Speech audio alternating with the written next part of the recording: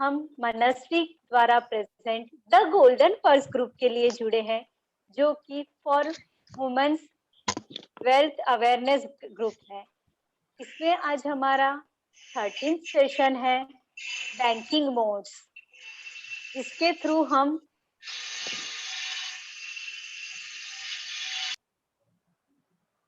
और भी कई सारे सेशंस के साथ जुड़ पाएंगे। अब तक हमने कई सारे पॉइंट्स कवर किए हैं। लास्ट पॉइंट था हमारा इंश्योरेंस प्लानिंग, जो कि हमारा सैटरडे को हुआ था जितेंद्र सर के साथ। जिनके भी कुछ सेशंस मिस हो जाते हैं तो बहुत जल्द ही आपको यूट्यूब लिंक दे दी जाएगी। वैसे तो आप मिस नहीं किया कीजिए, लेकिन किसी कारणवश मिस हो जाते हैं तो वहां से आप देख पाएंगे। आज का हमारा बहुत ही महत्वपूर्ण सेशन है कि हम कैसे अपने आप को सपोर्ट के लिए ऑनलाइन बिजनेस और पेमेंट घर से बाहर गए बिना ही सब कुछ अपनी बैंकिंग मैनेज कर सके। उसके लिए आज का सेशन है banking modes. Go with the flow in this world going digital, क्योंकि आज की जरूरत ही है डिजिटल वर्ल्ड। आज हमारे साथ हमारी को team member CA Sneha Modani ji है। वे हमेशा ही हमारे साथ होती है हमें गाइड और सपोर्ट करने के लिए। उनका नागपुर में ही ऑफिस है और हम जब भी चाहे उनसे अपनी राय ले सकते हैं। वे हर वक्त हमारे साथ होते हैं। आपको जो भी पूछना है आप पूछ सकते हैं उनसे, ग्रुप में भी चैट के थ्रू। जय श्री कृष्ण स्नेहा दी। जय श्री कृष्ण।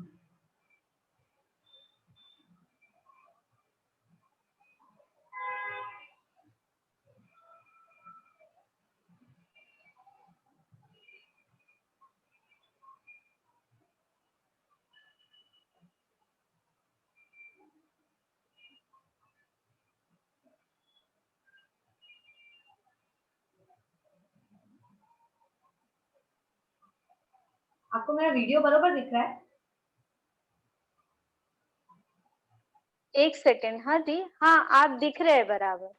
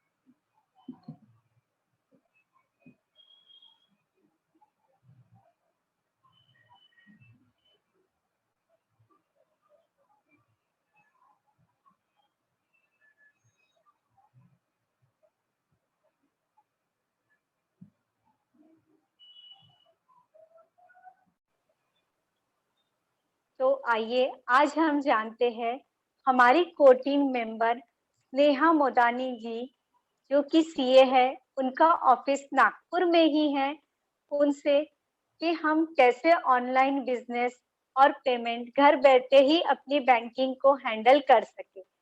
इसके लिए हमें गाइड करेंगी आज हमारी स्पीकर स्नेहा मोदानी जी। वे हमेशा ही हमारे साथ होती है हमें गाइड और सपोर्ट करने के लिए। जी दीदी।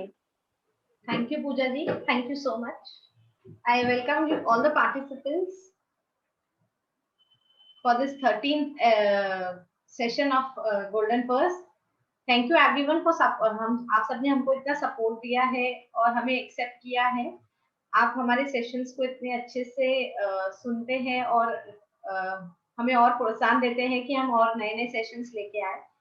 यदि आपको लगता है कि आपके कोई भी रिलेटिव या कोई भी ऐसी लेडी है जिसको उसकी आवश्यकता है, आप प्लीज उन पे प्रमोट कीजिए और उन्हें भी ज्वाइन करवाइए, क्योंकि यहाँ पे जिस तरीके से हम डिजाइन कर रहे हैं, हमारा मोटिव ये है कि आपने फाइनेंस से रिलेटेड हर छोटी चीज को सीखना चाहिए। इसलिए हम जो प्रोग्राम्स डिजाइन कर रहे हैं वो इस तरीके से डिजाइन हो रहे हैं कि आप यदि हमारे साथ 6 महीने के जुड़े रहेंगे तो 6 महीने के बाद आपको ये समझ में आ जाएगा कि आप ऑलमोस्ट फाइनेंस की हर छोटी चीज सीख चुके हैं, समझ चुके हैं और अब आप उसको इम्प्लीमेंट करने के लिए एकदम तैयार हैं। तो आपके ये बहुत ज्यादा हेल्पफुल रहेगा। अब फाइनेंस में एक सबसे इम्पोर्टेंट मोटिव जो है वो है पेमेंट।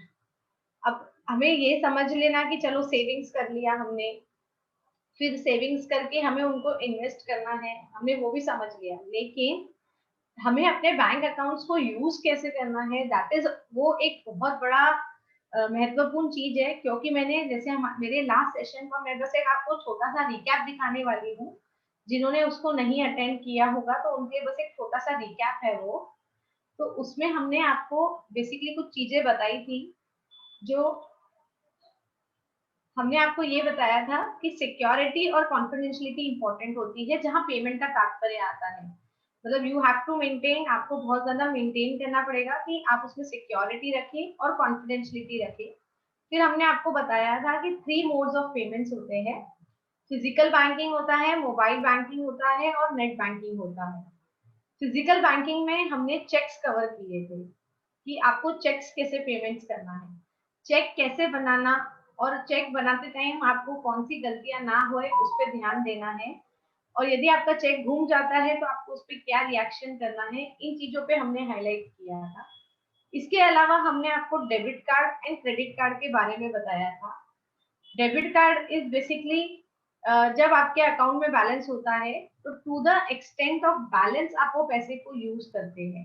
ओके, सपोज आपके अकाउंट में यदि 50,000 रुपए है तो आप 50,000 रुपए तक का ही पेमेंट कर सकते हैं। And credit card is the one जिसमें आपको बैंक एक प्रकार का लोन देती है कि आपके यदि अकाउंट में पैसे नहीं है तो भी आप टू दैट एक्सटेंट उस मनी को यूज कर सकते हैं और बैंक को बाद में रीपे कर सकते हैं।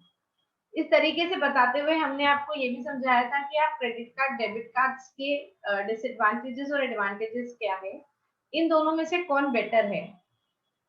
अब these are all the modes, these are physical modes of making the payments। अब लेकिन सिनेरियो बहुत चेंज हो गया है। We all know that technology has went to, मतलब बहुत आगे चली गई है टेक्नोलॉजी। सब कुछ अब मोबाइल के थ्रू ही हो सकता है। ओके, इसीलिए आज हमने उसको फर्दर एक्सपांड करने के लिए मोबाइल बैंकिंग और नेट बैंकिंग आपको समझाने की कोशिश करने के लिए तात्पर्य किया है आज के सेशन में। तो हम आपको आज समझाते हुए ये समझाएंगे कि मोबाइल बैंकिंग क्या होती है और नेट बैंकिंग क्या होती है।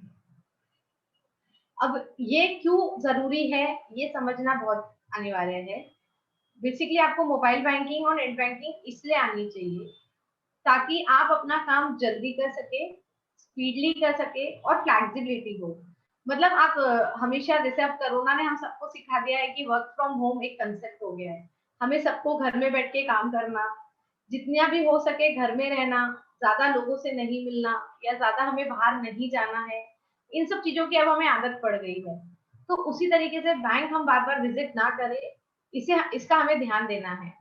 इसका ध्यान हमें इसलिए देना है क्योंकि बैंकिंग सेक्टर एक भी दिन बंद नहीं हुआ है पूरे कोरोना में, और मैक्सिमम केसेस जो इंडिया में रिकॉर्ड हुए हैं वो पूरे बैंकिंग सेक्टर से हुए हैं।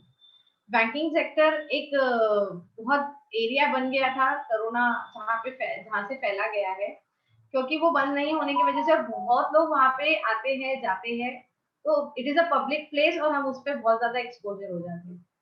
इसीलिए बहुत ज्यादा अनिवार्य है कि हमें मोबाइल बैंकिंग और नेट बैंकिंग सीखना है, क्योंकि यदि हमें मोबाइल बैंकिंग और नेट बैंकिंग अच्छे से आता है तो हम घर बैठे ही अपने पेमेंट्स कर सकते हैं, हमें बैंक जाने की आवश्यकता नहीं है। तो उसी चीज को ध्यान में रखते हुए हमने आज का सेशन प्लान किया है on basis of that mobile banking और नेट बैंकिंग के लिए। नाउ मोबाइल बैंकिंग से हमको क्या क्या सर्विसेज मिल सकती है, मतलब ऐसी कौन सी सर्विसेज है जो हम मोबाइल बैंकिंग के थ्रू ही यूज कर सकते हैं। अब आप बोलेंगे मोबाइल बैंकिंग से आपका तात्पर्य क्या है।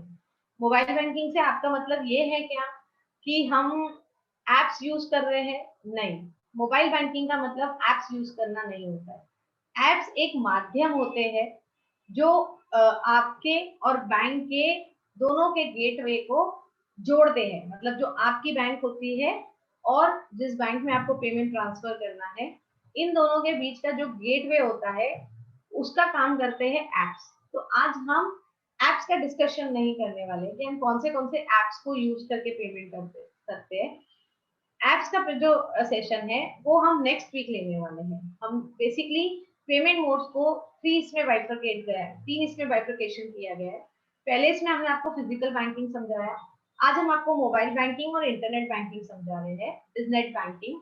इसके बाद हम आपको एप्स समझाने वाले हैं कि अब आप इसका उपयोग एप्स के थ्रू कैसे कर सकते हैं। ये तीन सेशन अटेंड करने के बाद मुझे इतना विश्वास है कि यदि जिसको थोड़ा बहुत भी नॉलेज हो वो परफेक्ट बन सकता है फॉर यूजिंग मतलब पेमेंट रिसोर्सेज इस तरीके से यूज करने के लिए। अब मोबाइल बैंकिंग की क्या क्या फैसिलिटीज हो सकती है। Mobile banking is basically bank के जो एप्स हमारे मोबाइल में चलते हैं। बैंक खुद के आजकल एप्स लॉन्च करते हैं, जैसे व्हाट्सएप है, फेसबुक है, ऐसे ही बैंक के खुद के एप्स होते हैं, ठीक है, जो हम आजकल मोबाइल में डाउनलोड कर सकते हैं। यदि आप HDFC, bank of Baroda, ICICI, किसी कोई भी बैंक आप जो भी बैंक के कस्टमर होंगे, हर बैंक ने लगभग अपना कोई एक ऐप लॉन्च किया हुआ है जिसमें आपका खुद का कस्टमर आईडी और पासवर्ड होता है। वो जो ऐप होता है वो पासवर्ड के बिना नहीं खुलता है, ओके। तो वो आपका एक यूनिक पासवर्ड होता है, उसको बोलते हैं मोबाइल बैंकिंग। इस मोबाइल बैंकिंग के थ्रू हमें बैंक क्या क्या सर्विसेज देती है जिसको हम अवेल कर सकते हैं। हम उसमें अपना स्टेटमेंट चेक कर सकते हैं, हम अपना अकाउंट बैलेंस चेक कर सकते हैं कि मेरे अकाउंट में कितने पैसे हैं। आपको पासबुक कंसेप्ट पता होगा, यदि किसी को जिन्होंने इतना मोबाइल बैंकिंग यूज नहीं किया उन्हें पासबुक कंसेप्ट समझता है। तो वो क्या करते थे, बैंक जाते थे, अपना पासबुक अपडेट कराते थे, वहां पे फिर अपना बैंक में अकाउंट में बैलेंस देखते थे कि कितना है। वो अब आप घर बैठे देख सकते हैं यदि आप बैंक का ऐप यूज कर रहे हैं तो बेसिकली वो आपको ये फैसिलिटी देता है कि आप अपने स्टेटमेंट्स चेक कर सकते हो, आप अपना अकाउंट का बैलेंस देख सकते हो। फिर आपने उस बैंक के साथ कोई FD बनाई होगी तो उसको बोलते हैं टर्म डिपॉजिट्स। आप उसको मॉनिटर कर सकते हो कि FD कितने दिन की बाकी है, उसकी एक्सपायरी कब है, मुझे किस रेट पे बैंक ब्याज दे रही है, मुझे इसको रिन्यूअल कराने की जरूरत है कि नहीं। और यदि आपको रिन्यूअल नहीं कराना है तो आप बैंक के उस ऐप के थ्रू ही आप उसमें लॉग इन करके बोल सकते हैं, मतलब उसमें आप बेसिकली अपनी रिक्वेस्ट कोड कर सकते हैं कि आपको FD को रिन्यू नहीं कराना है। तो मुझे FD बार बार रिन्यू कराने के लिए बैंक जाने की आवश्यकता नहीं है यदि मैं प्रॉपर बैंक के एप्स को यूज करती हूँ। एक्सेस टू लोन स्टेटमेंट्स, यदि मैंने बैंक से कोई लोन लिया हुआ, कोई लोन मैंने लिया है, मुझे देखना है कि उसमें मुझे कितना ब्याज भरना बाकी है, मेरा प्रिंसिपल कितना बाकी है। तो ये फैसिलिटी भी मोबाइल बैंकिंग के थ्रू आजकल मुझे बैंक देती है और मैं अपने लोन स्टेटमेंट्स चेक कर सकती हूँ। अब बैंक्स क्या करती है, बैंक्स बैंकिंग के साथ साथ बहुत सारे सेक्टर्स के अलग अलग बिजनेसेस करते हैं। उनके कुछ म्यूचुअल फंड्स होते हैं, उनके कुछ इंश्योरेंस प्लान्स होते हैं जो हम एज एन कस्टमर बैंक से खरीदते हैं। हम उनके बेसिकली म्यूचुअल फंड्स वगैरह को भी खरीदते हैं। तो अब हमें उन्हें भी मॉनिटर करना है। तो आप समझिए कि मोबाइल बैंकिंग क्यों इतना जरूरी है, हमें एप्स को सीखना इतना जरूरी क्यों है बैंक के ऑपरेट करना। क्योंकि हमें एक ही ऐप में बैंक सब कुछ दे रही है।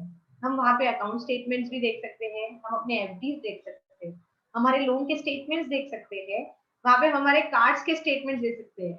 उस बैंक से रिलेटेड जो भी डेबिट कार्ड या क्रेडिट कार्ड मैंने लिया हुआ है उसके बेसिकली मैं स्टेटमेंट्स देख सकती हूँ, उसका मुझे एक्सेस रहेगा। मैं उसके फंड ट्रांसफर्स देख सकती हूँ कि जैसे अभी मुझे एक अकाउंट से दूसरे अकाउंट में पैसे ट्रांसफर करने हैं, ओके। तो जब मेरे उसके लिए क्या बेसिकली इंफॉर्मेशन चाहिए रहती है वो हमने बाद में कवर किया है, तभी आप फंड ट्रांसफर कर सकते हैं। बट ये फैसिलिटी भी आपको मोबाइल बैंकिंग में मिलेगी कि आप घर पे बैठे बैठे एक के अकाउंट से दूसरे अकाउंट में पैसा ट्रांसफर कर सकते हैं। Then we have a portfolio management services. Portfolio के बारे में हमने आपसे पहले भी डिस्कस किया हुआ है सेशंस में। पोर्टफोलियो का मतलब ये होता है कि हमारे इन्वेस्टमेंट्स को अलग अलग जगहों पे इन्वेस्ट करना, हमारे पैसों को, ताकि हमें जो रिटर्न मिले वो मैक्सिमम मिले और वो रिस्क के साथ मिटिगेट किया जाए। तो उसको बोलते हैं पोर्टफोलियो मैनेजमेंट सर्विसेज।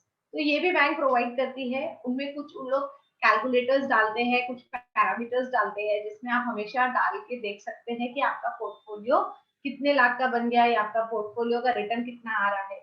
इस तरीके की फैसिलिटीज दी जाती है। अब ये पोर्टफोलियो मैनेजमेंट सर्विसेज बेसिकली आपको उन बैंक्स के एप्स में मिलेगा जो इन सब चीजों में डील करते हैं। जैसे HDFC बहुत ज्यादा म्यूचुअल फंड्स और इन सब में डील करती है, उनके खुद के पोर्टफोलियोज बहुत रहते हैं। तो उस टाइप की बैंक में आपको ये सब देखने के लिए मिलेगा। आप अपनी चेकबुक इश्यू करवा सकते हैं, आप नया कार्ड रिक्वेस्ट कर सकते हैं उसके थ्रू।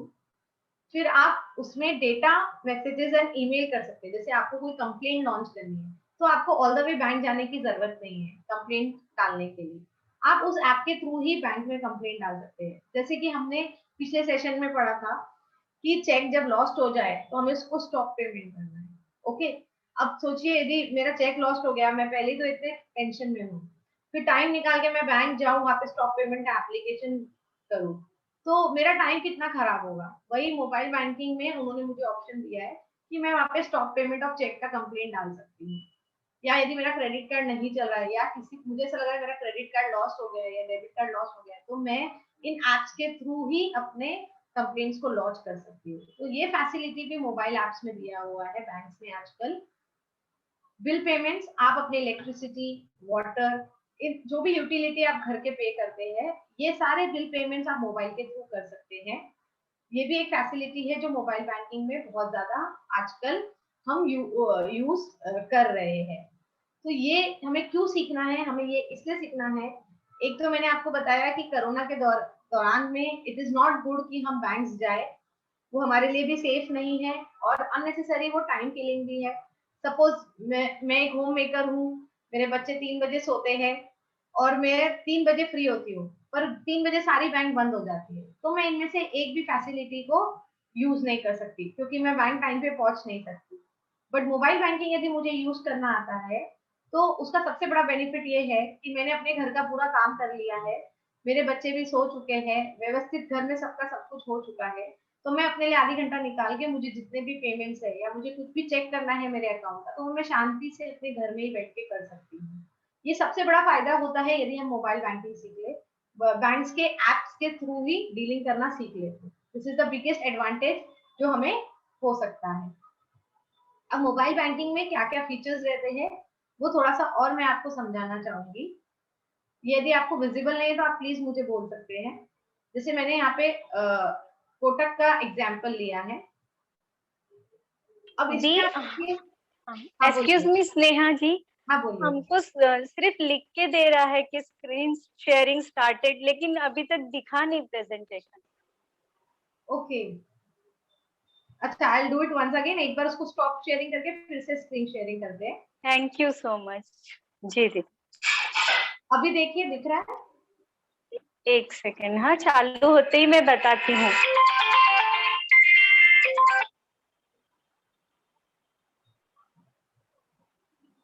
क्योंकि ये मुझे दिखा रहा है और स्क्रीन शेयरिंग इज, अच्छा कॉस्ट दिखा यहाँ रहा है। पे भी सिर्फ लिख के ही दिखा रहा है कि Sneha Motani has started screen sharing, लेकिन दिख नहीं रहा है।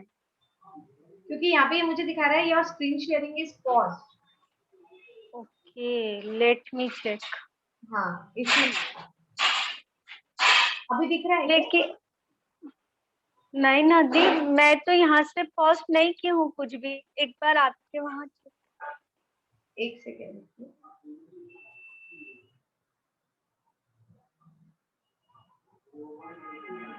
पॉज तो मेरे तरफ से भी नहीं हो रहा है।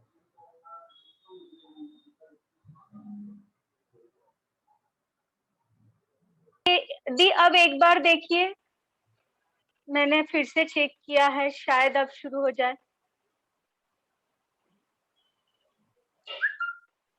अभी दिख रहा है क्या? नहीं, अब तो आप भी नहीं दिख नहीं दिख रहे रहा हैं। है। अभी तक तो हाँ आप मैं भी दिख नहीं रहे दिख। थे। Okay okay, just a minute. अभी मैं दिख रही हूँ हाँ ना? हाँ हाँ, राइट, अब आप दिख रहे हैं। एग्जैक्टली। ओके। बट ये यही बोल रहा है और स्क्रीन शेयरिंग इज पॉज, इसलिए नहीं दिख रहा है आपको। कैसा करें, क्योंकि शुरू से कुछ हमको टेक्निकल। कुछ भी नहीं दिखा। एक दिखेगा सेकेंड। दिखेगा।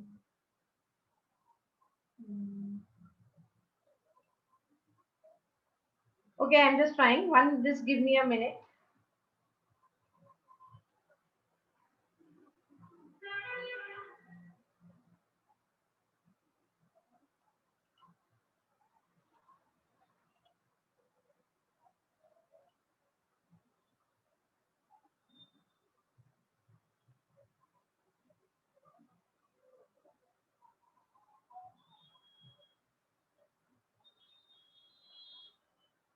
अभी दिख रहा है पूजा जी?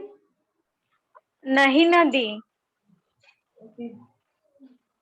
ऐसा होना, because it is not give, it is saying that your screen sharing is pause, ये लिख के आ रहा है वहां पे, बट ये और यहाँ लिख, एक्टिवेट, हाँ तो ये अच्छा एक्टिवेट दी। नहीं हो रहा है ना, जब तक ये एक्टिवेट नहीं होगा आपको मेरा स्क्रीन कैसे दिखेगा? हम्म। वो वही बोल रहा है, your screen sharing is pause. Admin controls तो आपके ही हाथ में है, आई थिंक वहां से एक बार आप तो देख। दी मैं आपको होस्ट बना दूं, ऐसा करें? हाँ हाँ, फिर तो होस्ट फिर बन। आप मुझे को होस्ट कर दीजिएगा, ठीक है? हाँ हाँ। ओके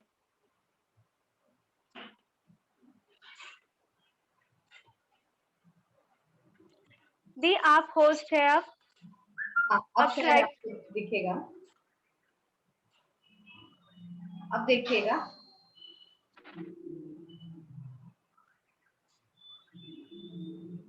अब दिख रहा है आज पूजा जी? फर्स्ट, नहीं आज फर्स्ट टाइम ऐसा हो रहा है, हमेशा तो स्मूथली हो जाता है। चलिए कोई बात नहीं, जब एक मिनट देखते हैं। ओके,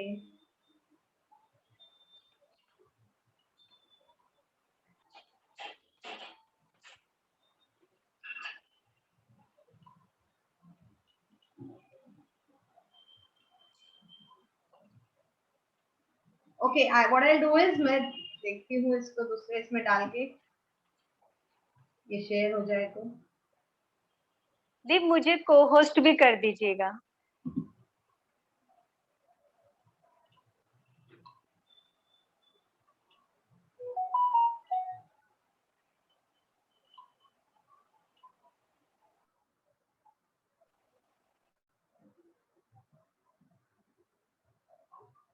अच्छा, किसी ने कमेंट किया है कि आज सभी जगह जूम ऐप में प्रॉब्लम आ रहा है। ओके, क्योंकि ये ओके दूसरे, मैं मोबाइल से भी करना चाह रही हूँ तो उधर भी नहीं हो रहा है ये। ओके ठीक है, हम ऐसे ही समझ लेंगे, बाद में अपन ग्रुप में फोटो मैं शेयर कर पीपीटी, देंगे हाँ दी। मैं इसका पीपीटी डाल दूंगी ताकि सब लोग इसको देख पाएंगे। ओके दी, ओके जैसे ओके हमने, हाँ, सॉरी। लास्ट टाइम डाला था, हम इसको डाल देंगे।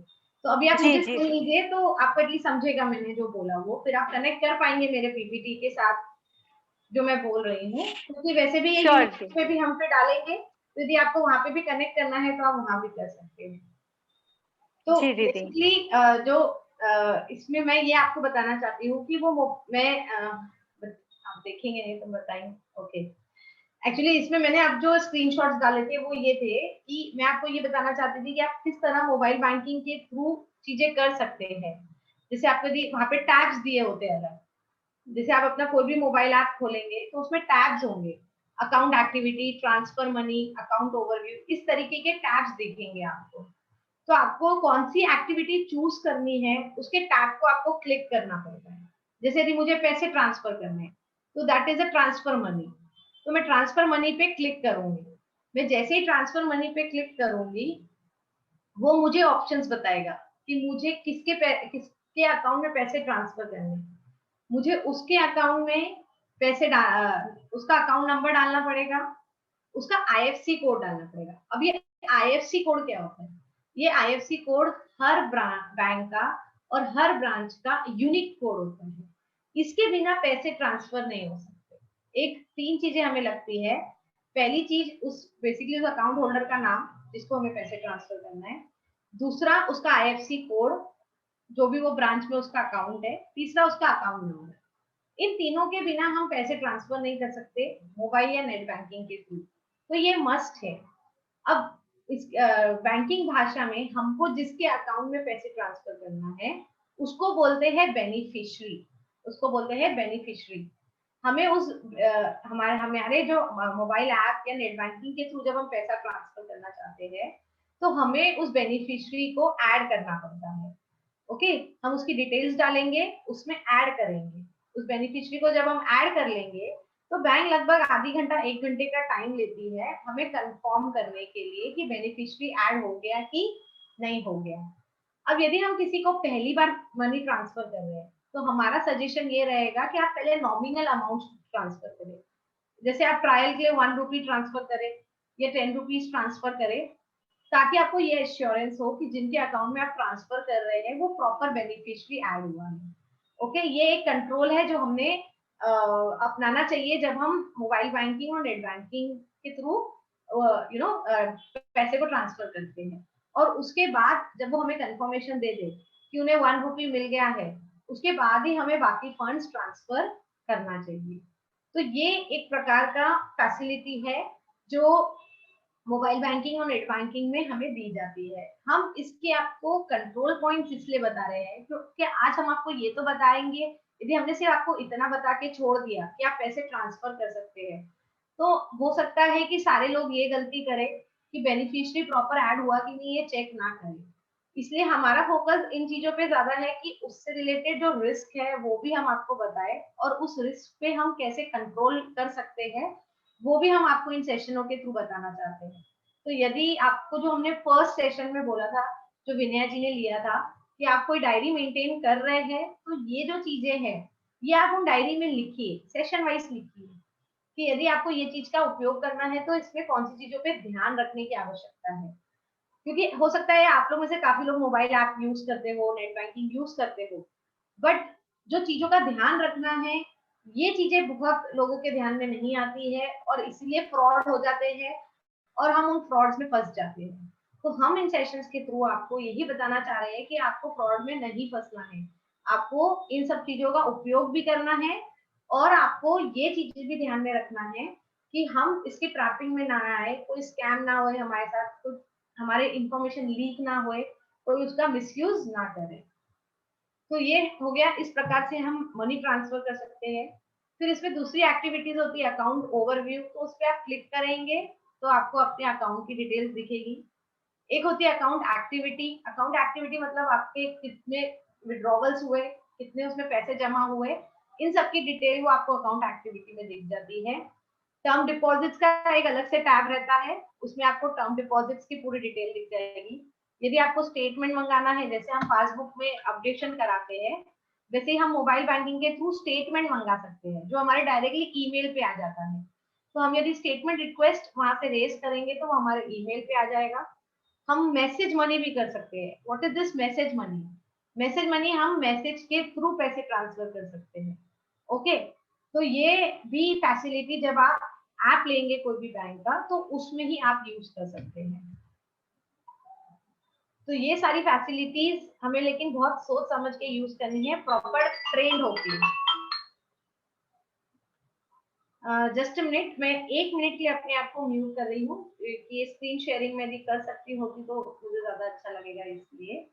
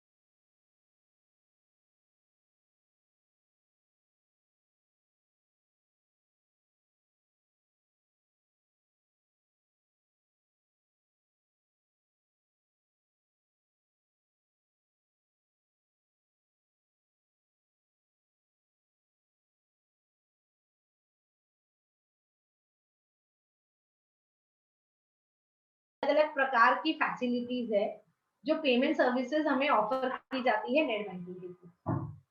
अब एनईएफटी क्या होता है? एनईएफटी होता है आप 2 लाख तक किसी को फंड ट्रांसफर कर सकते हैं। ये कैसे करते हैं? आप बेनिफिशियरी ऐड कीजिए, जो मैंने बताया था कि अपने को 3 इंफॉर्मेशन लगेगी, उसमें आप बेनिफिशियरी को ऐड कीजिए।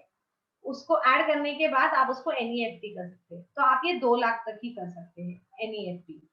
फिर जब आपको आरटीजीएस करना है तो एनईएफटी तुरंत होता है, इमीडिएटली आपने यहाँ पे किया और पैसे ट्रांसफर हुए। आरटीजीएस में टाइम लगता है, आपने जब पैसे ट्रांसफर हुए तो आगे वाले को क्रेडिट होने में थोड़ा सा टाइम लगता है, क्योंकि उसका अमाउंट ज्यादा होता है, इसलिए इसमें लिमिट सेट की हुई है। इलेक्ट्रॉनिक क्लियरिंग सिस्टम यानी चेक, यानी आपको फिजिकल चेक बनाने की जरूरत नहीं है। आप नेट बैंकिंग के थ्रू इलेक्ट्रॉनिक चेक बना सकते हैं। आप बता सकते हैं कि ये इलेक्ट्रॉनिक चेक किसके नाम पे है और उनकी बैंक कौन सी है, उसमें आप डिटेल्स डाल सकते हैं।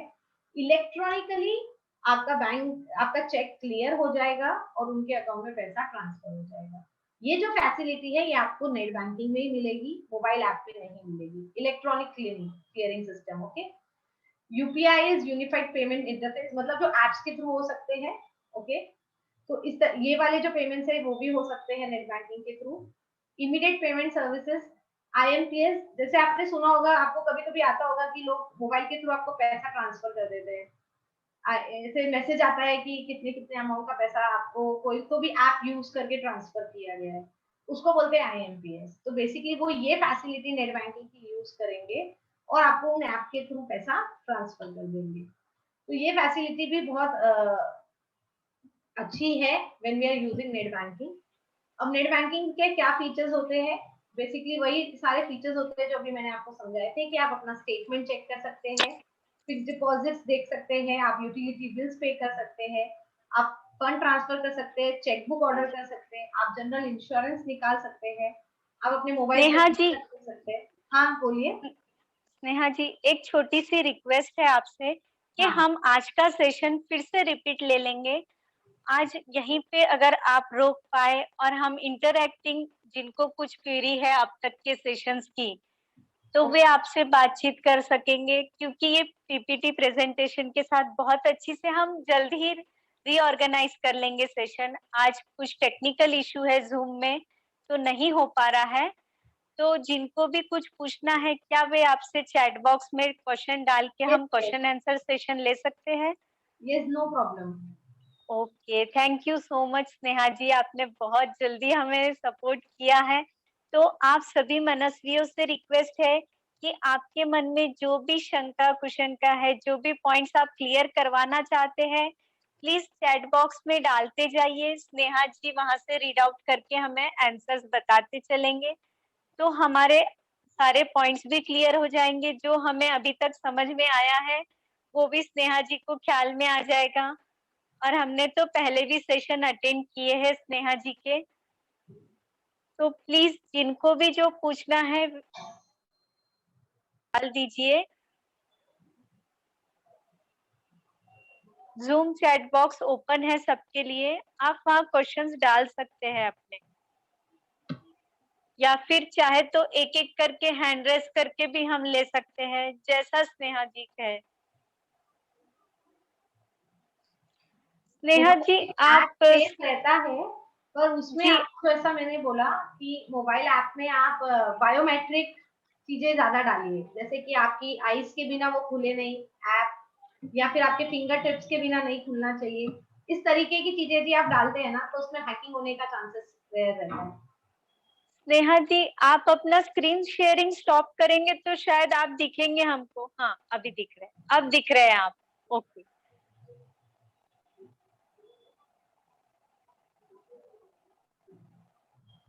तो पूनम जी ने कुछ पूछा था, रिप्लाई कर दिया है मैंने उन्हें। यदि किसी और को कुछ डाउट्स है तो आप बोल सकते हैं।